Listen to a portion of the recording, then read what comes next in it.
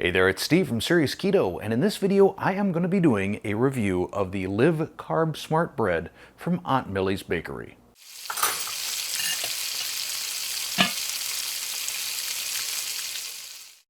Ever since I did the video reviews of the Lovin' Fresh Zero Net Carb Bread from Aldi's and the Natural Oven's supposedly keto-friendly bread from Costco, I have gotten inundated with requests to review all manner of other breads.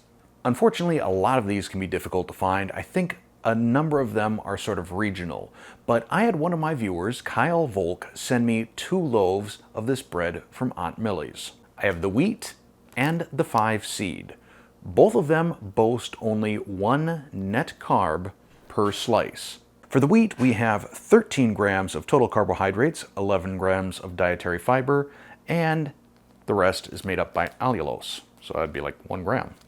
The 5 seed has 12 grams of total carbohydrates, 10 grams of fiber, 1 gram of allulose. In terms of ingredients, fairly similar. I'm going to run down the list here and see if we see any sort of suspect ingredients.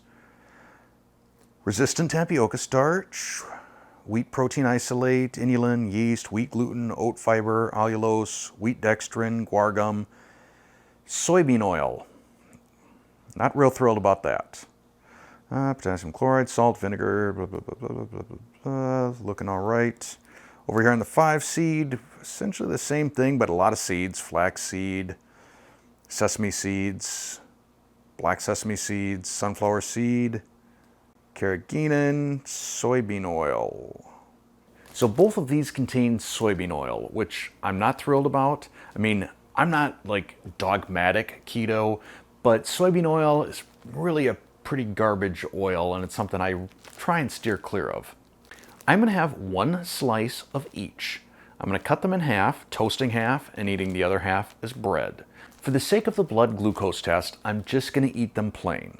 Based on the experiments I've done around resistant starch, I've found that adding fat has a significant blunting effect on blood glucose, and I don't want to confound this experiment with that. I'm using the Levels Continuous Glucose Monitor, so I'll be able to show you exactly the size and length of the blood glucose response. But first I need to take a little picture so I can mark it along the timeline. I'm going to take a quick glucose reading right now. My glucose has been kind of high today, and I attribute that to a really bad insomnia last night. I've been up since about 2 a.m., and the stress of that tends to have an elevating effect on my blood glucose.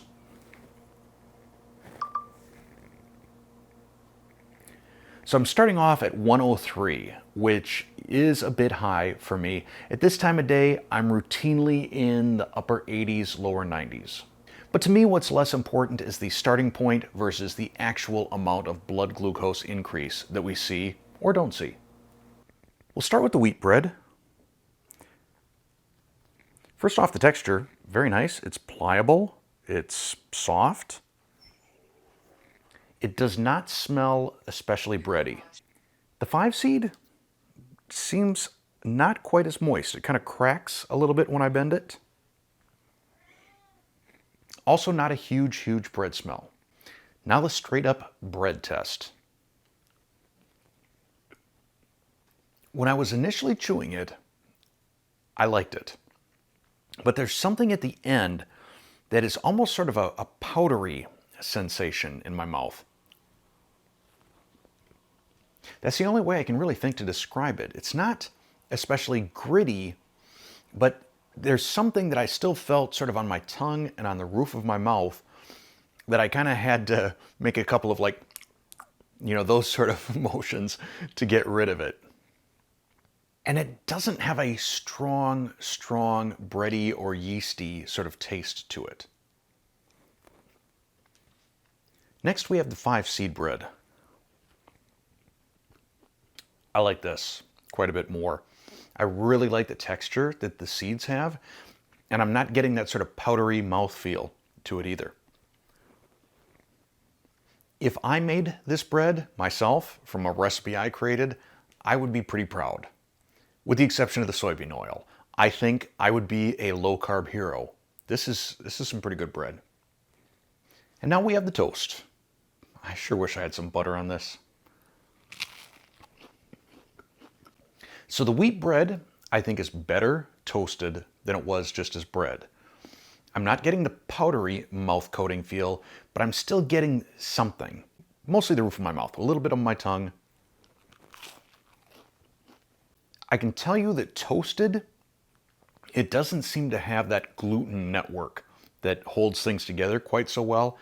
I think on a big enough sandwich, or especially if you add some condiments, I'm not sure how well this bread would hold together. And now the 5-seed toast. I really like this. I liked it as bread. I like it as toast. This is some solid tasting low carb bread right here. So I will be back in 2 hours to see what the blood glucose impact was on this and decide if we need to do any further tests. So at the 2-hour mark, the Levels software gave the bread a score of 7, which is a pretty decent score. My glucose went up by 19 points, which is a bump, but it's not a spike. And probably the reason that the score on this isn't a little bit better is I did have that slightly elevated starting point, which meant I spent more time over the 110 threshold for glucose. Now, by way of comparison, earlier today I had an egg wedge, which is basically a sausage and cheese sandwich between 2 egg patties, and the score on that was an 8, so just 1 point better. However, the glucose impact on that was only 6 points. Now, I know from experience that adding any sort of fat to a carb like this is going to blunt the glucose response, and naturally you're not just going to have bread or toast with nothing on it. At least I don't think you would. So I'm sure if I put butter on the toast, or if I made a sandwich and had some mayonnaise on this, I'm going to see less of a blood glucose response. So I don't really feel like I need to test that out for the sake of this video. But what I will tell you is next week in a video, I'm going to do this same test on Angelica sprouted grain bread from Costco. And I think you're going to find the results pretty interesting. How's that for a tease? Now, in the meanwhile, in terms of this Aunt Millie's bread, this appears to be fairly regionally located around the Great Lakes. So if you're in the Great Lakes region, I think Wisconsin, Illinois, Indiana, Ohio, anything kind of up in that area, you'll probably be able to find this bread. Is it right for you? Well, I can tell you that 5-seed tasted pretty good. So if you can get over some of the ingredients, especially that soybean oil, maybe it's worth a try.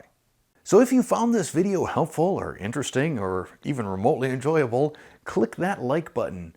If you're not a subscriber already, hit that subscribe button. That way you don't miss any future videos like this. Oh, and make sure you tap that bell and turn on all notifications.